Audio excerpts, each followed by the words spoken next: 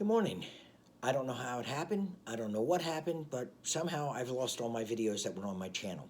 So it gives me a reason to start over. My first video, I put down that SHTF was going to get you killed. And I meant it. What you choose to do, whether it's prepping, whether it's the weapons you choose, are your personal choice. Your first priority is to keep yourself safe and your family.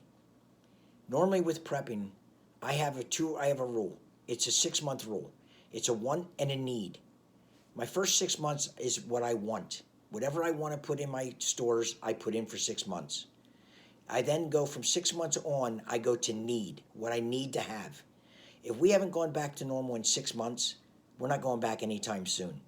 And the last thing I'm going to worry about 6 months, a year from now, is toilet paper. Stop wasting money and storage space on things you don't need.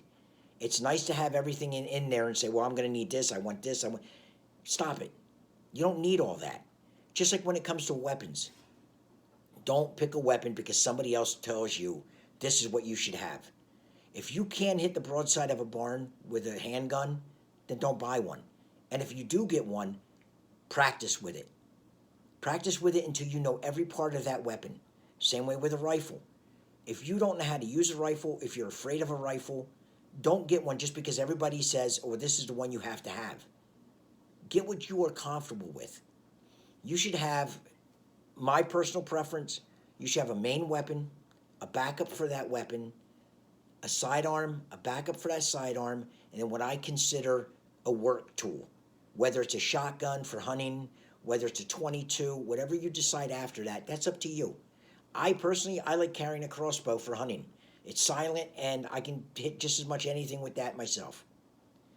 You don't need 7,000, 8,000 rounds of ammo. There's no reason for it. Unless you're a trained soldier, you don't need that much ammo. You're not going into battle. You are going to hunker down and hope that this blows over in 6 months. Other than that, it's going to get you killed if you think you're going to go out there and you're going to be a soldier. So stop it. You don't need to do that. I know a lot of people aren't going to agree with what I have to say from now on, but I'm not going to sit here and play games and tell you guys stuff that's not true. You don't need to have all this stuff. Think about what you want for the first 6 months and then needs, what you absolutely have to have. And other than that, then it's your personal choice. You don't pick stuff that other people tell you have to have. Just stop. Take a lesson from the poor people in Ukraine and see what they're going through right now. All your preps don't mean anything if you have to evacuate your home. It's just, you have to get out. You have to get out with what's on your back. You grab your bag, what's in it, and you leave. So all this prepping isn't going to mean anything if you're not ready. So we're going to try this again, and let's hope